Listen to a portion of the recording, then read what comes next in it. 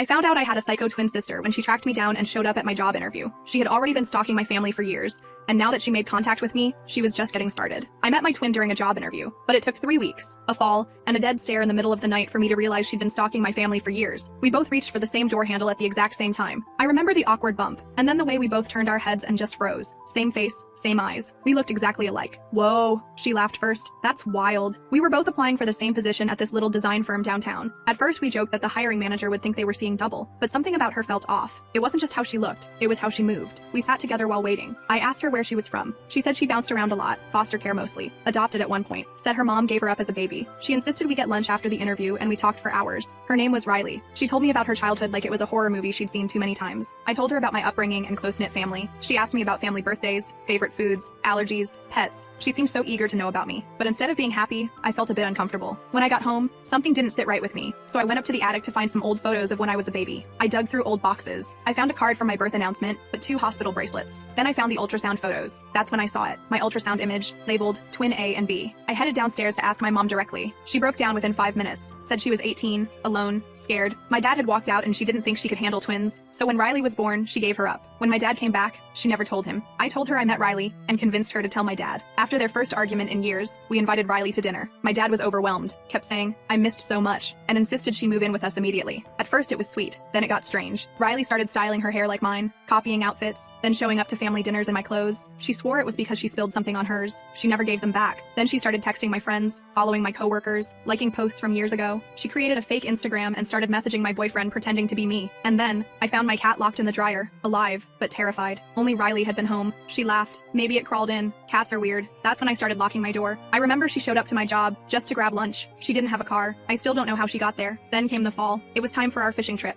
Riley invited herself. We were hiking to the campsite, steep, dangerous terrain. My dad helped her across first. Then she offered me her hand. Next thing I know, I'm falling. I woke up with blood in my mouth and a broken wrist. She said I tripped. Everyone else believed her. I didn't. To this day, I swear I saw her smile as her grip loosened. That night, my mom came into my room while I was icing my wrist. I never told anyone this, she whispered. But when you two were born, Riley didn't cry, just stared, wouldn't blink. Her tests were normal, but she scared me. I asked, so you gave her up? She nodded. I thought I was protecting you. That was the first time I didn't feel angry at my mom. Riley started sleeping in my bed when I wasn't home, calling my parents mom and dad. She told my mom, I want to be the daughter that stayed. Then came the slip up. She mentioned a stuffed rabbit I lost at 5. I always wondered where you hid it, she said. I'd never told her about it. Later, I found a box under her bed. Photos of our house, from years ago. Notes, names, schedules, before we ever met. She had been watching us. I showed my parents. My mom lost it. My dad still refused to believe it, until Riley snapped. I woke to screaming one night. Riley had my mom pinned against the wall with a kitchen knife. Why didn't you choose me? She screamed while sobbing. My dad dragged her off. Afterward, he stared at my mom. You should have told me, he said. You never deserved to be a mother. They fought for hours, screaming, blaming. I'd never seen them like that before. The next morning, Riley sat at the table like nothing happened. Calm, cheerful. Coffee? She asked. That was the moment they agreed she needed help. They offered to pay for a psychiatric facility, a safe one, with people who could help. She smiled. I get it, she said. I just wanted to taste the life that was supposed to be mine. She hugged me. You'll always be the lucky one, she whispered. She's gone now, but not far. Last night I found a Polaroid on my pillow. It was me sleeping. On the back it said, thanks for keeping my bed warm. I sat in the police station, a scratchy blanket around my shoulders, giving my statement for what felt like the 100th time. The fluorescent lights made my headache worse. My mom sat next to me, her face pale and drawn, a bandage on her forehead where Riley had hit her. We were both alive. That was something. And you're sure she never mentioned this cabin before? Detective Martinez asked again. I shook my head. Never. I don't know how she found it or who it belongs to. The detective, a woman with tired eyes and a kind smile, nodded and made another note. The cabin owner, Mr. Collins, says he only uses it for hunting season. It was empty for months. She must have been planning this for a while. That thought made me shiver. While Riley was in the psychiatric facility, supposedly getting better, she was actually planning to kidnap us, to cull us. My dad burst through the door then, his face a mess of emotions. Relief, fear, guilt. He rushed to my mom first, reaching for her hands. Don't, she said quietly. Just don't. He looked crushed but nodded and turned to me instead. Are you okay? Did she hurt you? I couldn't even look at him. You visited her at the facility. You knew she was receiving treatment and you didn't tell us. I thought she was better, he said, his voice breaking. The doctor said she was responding to treatment. I wanted to give her a chance. A chance to what? My mom snapped. Finish what she started? Call me? Call your daughter? Detective Martinez cleared her throat. Mr. Parker, we'll need your statement as well. While my dad spoke with the detective, Tyler arrived. He'd been frantic when he woke up and found me gone. The police had contacted him after they found us. He wrapped me in a hug so tight I could barely breathe, but I didn't mind. It felt safe. I thought I'd lost you, he whispered against my hair. I clung to him, trying not to cry. She was in our apartment, Tyler, while you were sleeping. He pulled back, his face pale. What? How? I shook my head. I don't know, but we can't go back there. We stayed at a hotel that night, my mom in one room, Tyler and me in another. My dad went home alone. None of us wanted to be with him right now. The betrayal was too fresh. I couldn't sleep. Every time I closed my eyes, I saw Riley's face, heard her voice. You didn't deserve the life you got. Maybe she was right. Maybe I didn't deserve it, but that didn't give her the right to try to take it from me. The next morning, we met with the prosecutor. Riley was being charged with kidnapping, assault, breaking and entering, and attempted murder. They wanted us to testify. Of course we'll testify, my mom said immediately. I nodded, but my stomach churned at the thought of facing Riley in court, of having to relive everything she'd done. My dad was quiet during the meeting. Afterward, he asked if he could talk to me alone. My mom looked like she wanted to object, but she just walked away, her shoulders stiff. I'm sorry, he said once we were alone. I should have told you she was receiving psychiatric treatment. I should have listened when you said something was wrong. I stared at him. She tried to call Mom. She was going to call me too. And you still don't get it, do you? She manipulated you. She's been manipulating all of us from the beginning. He ran a hand through his hair. I know that now. She's still my daughter. I missed her whole life. I wanted to make it up to her. And what about me? I asked, my voice breaking. I'm your daughter too. I was here the whole time. But the minute Riley showed up, it was like I didn't matter anymore. He looked shocked. That's not true. I love you. I've always loved you. Then act like it, I said, and walked away. The next few weeks were a blur of police interviews, meetings with the prosecutor, and trying to put our lives back together. My mom filed for divorce. My dad moved out. I stayed with Tyler, too afraid to go back to my parents' house. Riley was denied bail. She was considered a flight risk and a danger to others. The prosecutor told us she'd likely be sent to a maximum security psychiatric facility after trial. The thought gave me little comfort. What was stopping her from manipulating someone else? I went back to work, trying to establish some kind of normalcy. My coworkers knew something had happened. It had been in the local paper, but I didn't share details, just said I had a family emergency. They were understanding, gave me space. One day, about a month after the kidnapping, I got a call from a number I didn't recognize. Hello? I answered cautiously. Hello, Jessica. It was Riley's voice. My blood ran cold. How are you calling me? You're in the detention center. She laughed. Phone privileges. Good behavior. They're so easy to fool here. Just like Dad was. I should have hung up. Should have called the police. But I couldn't move. What do you want? I asked. Just checking in on my favorite sister, she said, her voice sickly sweet. How's Mom? Still playing the victim? Don't call me again, I said, finding my voice. And stay away from my family. Your family? She laughed. They're my family too. Or did you forget that part? We share the same blood, Jessica. We're the same. We are nothing alike, I said firmly. No, we look the same, sound the same. I bet if I tried hard enough, I could become you. Take over your life. No one would know the difference. I hung up then, my hands shaking so badly I dropped the phone. I called the prosecutor immediately, told her about the call. She promised to have Riley's phone privileges revoked. That night, I had a nightmare. Riley and I were standing face to face, like looking in a mirror. Then she reached out and pushed me, and I fell backwards into darkness. I woke up gasping, covered in sweat. Tyler stirred beside me. You okay? I nodded, not trusting my voice. I got up and went to the bathroom, splashed cold water on my face, looked at myself in the mirror. For a split second, I thought I saw Riley's face instead of mine. I blinked, and it was gone. The next day, I went to see my mom. She was staying with her sister, my Aunt Autumn, in a small apartment across town. She looked better than she had at the police station, but still tired, haunted. Riley called me yesterday, I told her as we sat at the kitchen table. Her face went pale. What? How? I explained about the phone privileges. She said some weird stuff, about how we're the same, how she could become me if she wanted to. My mom reached across the table and took my hand. You are nothing like her. Nothing. But we're twins, I said quietly. We share the same DNA. DNA isn't destiny, she said firmly. You are kind and good and normal. Riley, there was always something wrong with her, even as a baby. I squeezed her hand. I don't blame you anymore for giving her up. I think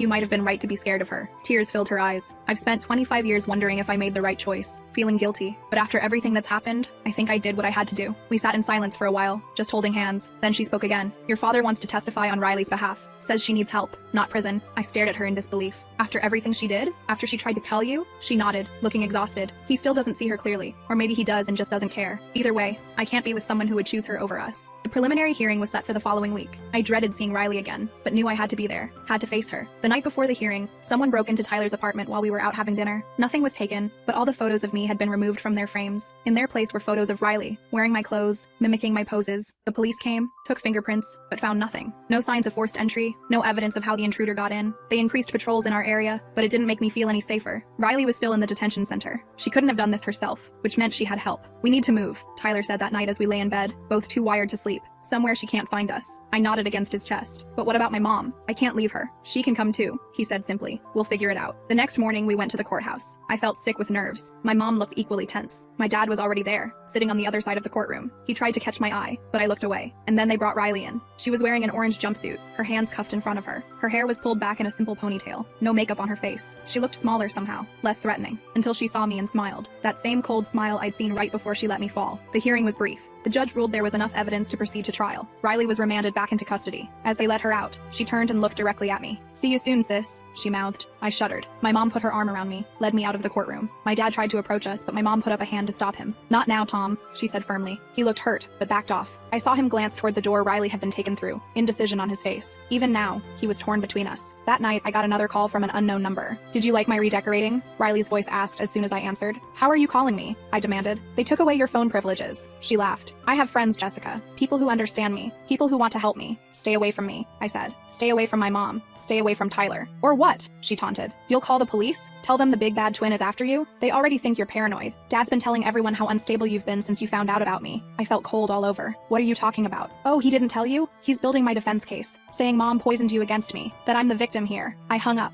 my mind racing. I called my mom immediately, told her what Riley said. She wasn't surprised. "Your father came by earlier," she said. "Tried to convince me to drop the charges. Said Riley needs psychiatric help, not prison. When I refused, he got angry. Said I was ruining Riley's life all over again." I couldn't believe it. After everything Riley had done, my dad was still defending her, still choosing her. The next day, I went to see him. He was staying at a motel, living out of a suitcase. He looked terrible, unshaven and tired, but I didn't feel sorry for him. "Are you really going to testify for Riley?" I asked without preamble. He sighed. "It's complicated, Jessica." "No, it's not," I said. "She tried to call Mom. She was going to call me too. There's nothing complicated about that." He sat down heavily on the bed. "She's sick. She needs help, not prison." "She had help," I reminded him. "You visited her at the facility, and look what happened." He flinched. "I know I made a mistake, but she's still my daughter." "So am I," I shouted, losing my temper. "But you don't seem to care about that. You don't care that she terrorized me, that she broke into my apartment, that she's still threatening me from the detention center." He looked up sharply. "What do you mean, still threatening you?" I told him about the phone calls, about the photos in our apartment. His face grew more troubled with each word. "That's not possible," he said when I finished. "She's in custody. She can't make calls without supervision. Can't leave." "Well, she is," I said flatly. "And she says she has friends helping her. Friends who understand her." He shook his head. "No, she doesn't have friends. She told me she's always been alone. That's why she wanted to find us so badly." A chill ran down my spine. Then who's helping her? The question hung in the air between us. My dad looked as disturbed as I felt. "I'll talk to her," he said finally. "Find out what's going on." I laughed bitterly. "Because she's been so honest with you so far?" He flinched again but didn't argue. "What do you want me to do, Jessica?" "Stop defending her," I said. "Stop making excuses for her. See her for what she really is." He was quiet for a long moment. "I'll try," he said finally. "That's all I can promise." It wasn't enough, but it was something. I left, feeling no better than when I'd arrived. That night, Tyler and I stayed at a different hotel. We didn't tell anyone where we were going, not even my mom, just in case Riley really did have someone helping her, someone close to us. I couldn't sleep, kept thinking about what my dad had said, that Riley claimed she didn't have friends, but someone had broken into our apartment. Someone was helping her make calls from the detention center. Unless she was lying about being in custody at all. The thought hit me like a truck. I sat up in bed, heart racing. What if she'd escaped again? What if she was out there right now, watching us? I grabbed my phone, called the detention center, asked to confirm that Riley Parker was still in custody. The officer who answered sounded annoyed but confirmed that yes, she was there, had been there all night. I relaxed slightly, but something still felt off. I decided to call the prosecutor in the morning, ask her to check on Riley's movements, her communications, but I never got the chance. Because when I woke up the next morning, Tyler was gone. A note on his pillow read, "Gone for coffee, back soon," except he didn't come back. An hour passed, then 2. I called his phone, no answer. I started to panic. I called the police, reported him missing. They said he hadn't been gone long enough to be considered missing, but given our situation, they'd look into it. I called my mom, told her what was happening. She came to the hotel immediately. We sat together, waiting for news, for Tyler to walk through the door with a perfectly reasonable explanation for where he'd been. My phone rang, unknown number. I answered with shaking hands. "Hello, Jessica." Riley's voice calm and collected. "Missing something?" My heart stopped. "Where is he? What did you do?" "I didn't do anything," she said innocently. "But my friend might have. The one who's been helping me. The one who believes me when I tell him how you and Mom have been lying about me." "Dad," I whispered. "It had to be. Who else would believe her?" She laughed. "Guess again, sis." "Where is Tyler?" I demanded. "Safe. For now. But if you want him to stay that way, you'll do exactly what I say." My mom was watching me, her face pale with fear. I put the phone on speaker so she could hear. "What do you want?" I asked. "Come to the old factory on Maple Street. Alone.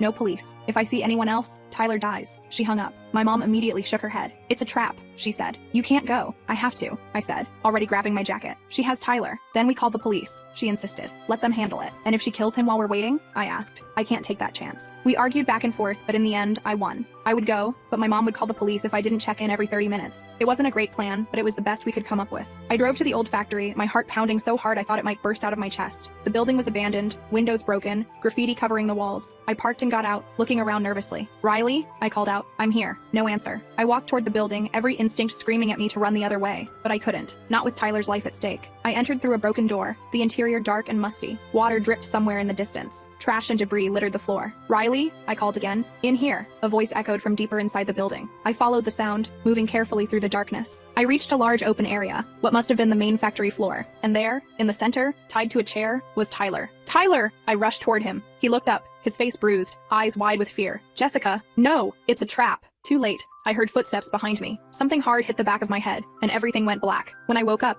I was tied to a chair next to Tyler. My head throbbed where I'd been hit. I blinked, trying to clear my vision. A woman stood in front of us, smiling, but it wasn't Riley. This woman had similar features, but she wasn't identical to me. Her hair was styled like mine. She wore clothes like mine, but up close the differences were clear. It took me a moment to recognize her through my blurred vision. Maddie? I gasped. Maddie Suzuki, my co-worker from the design firm. The one who'd been so understanding when I came back to work after the kidnapping. The one who'd given me space. Surprise, she said, grinning. Did you really think Riley was doing all this from the detention center? But how? I couldn't process what I was seeing. Riley and I met at the psychiatric facility, she explained. I was visiting my brother. We got to talking. Found out we had a lot in common. She smiled fondly. Riley told me everything. How you and your mom tried to keep her away from her real family. How you lied about her to get her locked up. I stared at her in disbelief. She tried to call my mother. She was going to call me too. She shrugged. That's not how she tells it. Of course not, I said bitterly. She's a liar. She's manipulating you, just like she manipulated my dad. Maddie's smile faltered slightly. Speaking of your dad, he should be here soon. I called him, told him I had a surprise for him. My blood ran cold. What are you going to do? She walked over to me, leaned down so our faces were inches apart. I'm going to give him a choice, you or Riley. And this time, he's going to choose right. I struggled against my restraints. He won't choose either of us if you do this. He'll see you for what you really are. She slapped me hard across the face. Shut up! You don't know anything about her. Tyler jerked in his chair. Leave her alone! Maddie walked over and punched him in the stomach. Tyler doubled over as much as his restraints would allow, gasping for breath. Stop it! I shouted. Please, just stop! Maddie straightened up, composing herself. You're right. We should save the fun for when your dad gets here. She checked her watch. He should be here any minute. Go watch for him. She left the room briefly, nervous energy radiating from her. Why is she doing this? Tyler whispered when she was gone. Riley's manipulating her, I said quietly, making her think she's helping a friend. We heard footsteps approaching. Maddie's face lit up. He's here. But it wasn't my dad who walked through the door. It was my mom. And behind her, 2 police officers with GNs drawn. Police! Freeze! One of them shouted. Maddie's face contorted with rage. She pulled a knife from her pocket, the same kitchen knife Riley had held to my mom's throat, and lunged at me. Everything happened so fast after that. The officers shouting, my mom screaming, a gunshot, Maddie falling to the ground, the knife clattering away from her outstretched hand, and then my mom was untying me, her hands shaking so badly she could barely manage the knots. One of the officers helped Tyler while the other checked on Maddie. She's alive,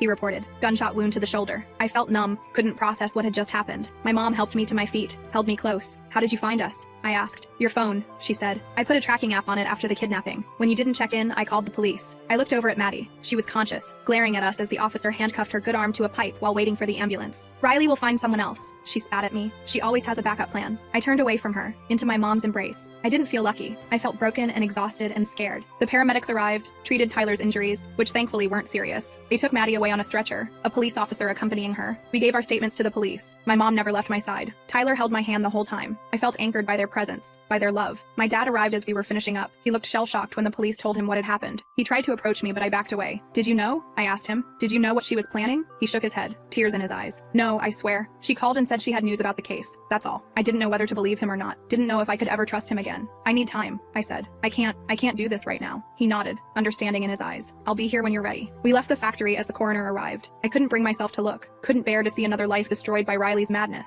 At the hospital, they told us Maddie would survive her injury. She was under guard, would be transferred to custody as soon as she was stable. This time, there would be no phone privileges, no visitors except her lawyer. The prosecutor came to see us the next day, said with the new charges, Riley was looking at life in a maximum security psychiatric facility. No chance of parole. The psychiatric evaluation had found her competent to stand trial. She knew exactly what she was doing. It's over, the prosecutor assured us. She can't hurt you anymore. I wanted to believe her. Wanted to believe we could finally move on with our lives. But as we left the hospital, I couldn't shake the feeling that it wasn't really over. That somehow, someday, Riley would find a way to come back into our lives. We couldn't stay in our town. We needed a fresh start somewhere Riley couldn't find us. My mom, Tyler, and I made plans to move to a small town hours away. Tyler could work remotely, my mom found a teaching position, and I applied for design jobs in the area. We were packing up the last of our things from my mom's house when my dad showed up. He stood awkwardly in the doorway, watching us fill boxes. You're really leaving, he said. It wasn't a question. My mom nodded stiffly. We can't stay here. Not with the trial coming up. Not with everything. He looked around at the half-empty house, at the life he'd once been part of, now being packed away. Can I help? He asked quietly. My mom and I exchanged glances. Then she nodded. You can take those boxes to the car. He worked silently alongside us for the rest of the day. When we were finished, he stood in the empty living room, hands in his pockets. I'm selling the house, my mom told him. Too many memories. He nodded. I understand. As we were leaving, he pulled me aside. Can I call you? Just to check in? I hesitated. hesitated, then nodded. Yeah, you can call. It wasn't forgiveness, not yet, but it was a start. We moved the next day. The new place was small but cozy. A fresh start. We changed our phone numbers, our email addresses. I deleted all my social media accounts and created new ones under a different name. We told only a handful of trusted friends where we were going. For a while, it worked. Life settled into a new normal. I found a job at a local marketing firm. Tyler and I rented a small house with a yard. My mom bought a condo nearby. We had dinner together every Sunday. My dad called once a week, and slowly, we started rebuilding our relationship. The trial date approached. The prosecutor wanted all of us to testify. I dreaded seeing Riley again, but knew it was necessary to put her away for good. The night before we were due to drive back for the trial, someone broke into our house. Tyler and I were at my mom's, finalizing our travel plans. We came home to find the place ransacked. Drawers emptied, furniture overturned, but nothing was taken. Instead, something was left behind. A Polaroid on our bed. Me and Tyler, sleeping, taken the night before. The police came, took the photo, searched the house, found nothing. No fingerprints, no evidence of how the intruder got in. They promised to increase patrols in our neighborhood, but it did little to ease my fear. She can't be in two places at once, Tyler kept saying. She's in custody. They confirmed it. But if it wasn't Riley, who was it? Who else would do this? We didn't sleep that night, sat up with all the lights on, jumping at every sound. In the morning, we packed our bags and headed back to our hometown for the trial. The courthouse was crowded, journalists, curious onlookers. Our case had attracted some local attention. My mom, Tyler, and I sat together in the front row. My dad sat a few rows back, giving us space. And then they brought Riley in. She looked different, thinner, paler, her hair cut short, but her eyes were the same, cold, calculating. She smiled when she saw me, a small secret smile that made my skin crawl. The trial lasted 3 days. I testified on the second day, recounting everything Riley had done. The stalking, the threats, the kidnapping. She watched me the whole time, that same small smile on her face. When it was her turn to testify, she painted herself as the victim, said she just wanted to be part of her birth family, that I was jealous, threatened by her presence, that I'd made up the stalking, the threats, to get rid of her. Her lawyer tried to paint her as mentally ill, not responsible for her actions, asked for leniency, for treatment instead of prison. But the evidence was overwhelming. The photos from Maddie's apartment, the journals detailing her plans, the testimonies from me, my mom, Tyler, and the cabin owner who'd saved us. On the third day, the jury returned with a verdict, guilty on all counts. The judge sentenced her to life in a maximum security psychiatric facility with the possibility of parole after 25 years. As they led her away, she looked back at me. This isn't over, she mouthed. I tried to tell myself it was just a final attempt to scare me, that she couldn't hurt us anymore, but I couldn't shake the feeling that she meant it. We stayed in town one more night before heading back home. My dad invited us to dinner, a small celebration of the verdict. It was awkward at first, but as the evening progressed, some of the tension eased. We weren't back to normal, might never be, but we were talking. It was something. When we got back to our hotel room, there was a message waiting for me at the front desk. A note, hand-delivered earlier that day. Congratulations on the verdict, but don't get too comfortable. I always have a backup plan. See you soon, sis. I showed it to Tyler, who immediately called the police. They came, took the note, promised to investigate, said they'd check the security cameras, see who delivered it. We drove home the next day, constantly checking the rearview mirror, paranoid about being followed. When we arrived, everything seemed normal. No break-ins, no disturbing photos. Maybe it was over. Maybe the note was just a final act of defiance from Riley, knowing she'd lost. Life slowly returned to something resembling normal. I went back to work. Tyler and I talked about getting married, starting a family. My mom started dating again. My dad visited once a month. 6 months passed without incident. No strange calls, no break-ins, no threatening notes. I started to relax, to believe that maybe, just maybe, we were safe. Then one night, I woke up to find someone standing over our bed. I opened my mouth to scream, but a hand clamped over it. Shh, a familiar voice whispered. Don't wake Tyler. I struggled, tried to reach for the lamp, but she was stronger than she looked. A woman with features similar to mine, but not identical. She had styled her hair like mine, wore clothes like mine, but the resemblance was only superficial. She dragged me out of bed, her hand still over my mouth. Tyler stirred but didn't wake up. We're going for a drive, she whispered, just like old times. She had a knife pressed against my side as she forced me out of the house and into a waiting car. She tied my hands with zip ties, pushed me into the trunk, and slammed it shut. I lay in the darkness trying not to panic. How had she found us? Questions raced through my mind as the car started moving. We drove for what felt like hours. When the car finally stopped, she opened the trunk. We were in the middle of nowhere, just trees and darkness. Get out, she ordered,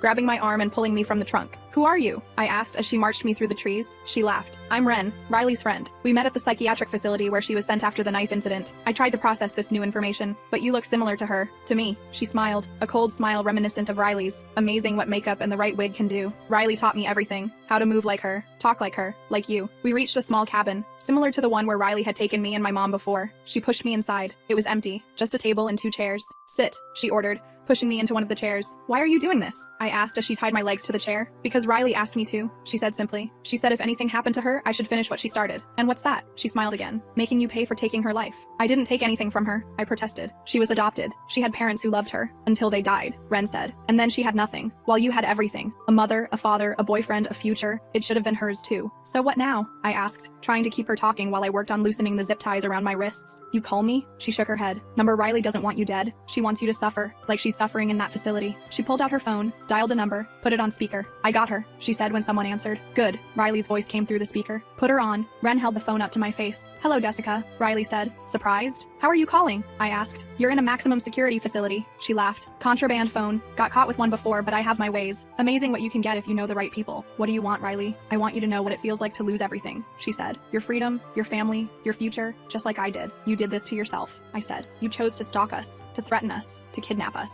No, she hissed. You did this. You and your mother. If she hadn't given me away, if you hadn't taken my place, none of this would have happened. I heard someone shouting in the background on her end. Gotta go, she said quickly. Guards doing rounds. Ren knows what to do. See you soon, sis. The call ended. Ren put the phone away and pulled out a knife. Riley said to make it hurt, she said, advancing toward me. I had managed to loosen the zip ties enough to slip one hand free. As she leaned in with the knife, I punched her as hard as I could in the face. She stumbled back, surprised. I freed my other hand, started working on the ties around my ankles. Ren recovered quickly, lunged at me with the knife. I tipped the chair sideways, falling to the floor but avoiding the blade. The chair broke on impact, freeing my legs. I scrambled to my feet, grabbed a piece of the broken chair as a weapon. We circled each other. Ren with her knife, me with my makeshift club. She lunged again. I dodged, swung the chair leg, connected with her arm. The knife clattered to the floor. We both dove for it. I got there first, grabbed it, and backed away. Now I had the knife, and she was unarmed. It's over, Ren, I said. Give up. She laughed, a laugh eerily similar to Riley's. It's never over. Riley will find someone else. There will always be someone else. She charged at me. I didn't want to use the knife, didn't want to hurt her, but I had no choice. I sidestepped at the last second, stuck out my foot. She tripped, fell hard, hit her head on the table. She didn't get up. I checked her pulse. Still alive, just unconscious. I found her phone, called 911, gave them our location as best I could describe it. While I waited for help to arrive, I searched the cabin. Found a box under the bed, just like the one in Riley's room. More photos of me, of my family, notes in Riley's handwriting, instructions for Ren, plans for what to do if Riley was caught. The police arrived an hour later, along with an ambulance. They arrested Ren, who was just regaining consciousness, took my statement, collected the evidence from the cabin. One of the officers drove me home. Tyler was frantic, had called the police when he woke up and found me gone. My mom was there too,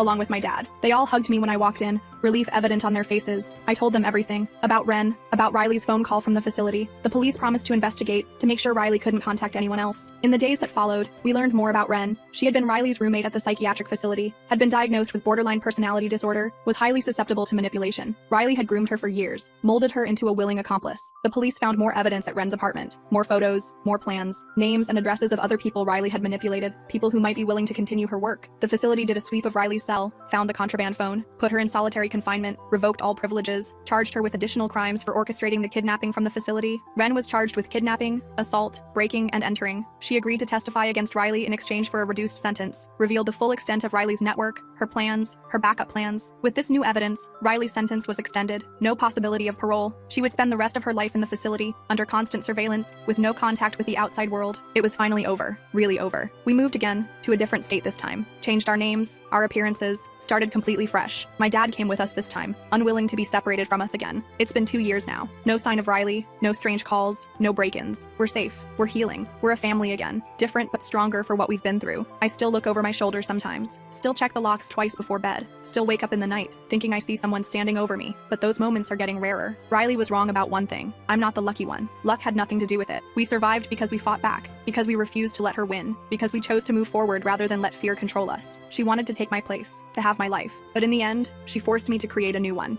that's mine alone, that she can never touch.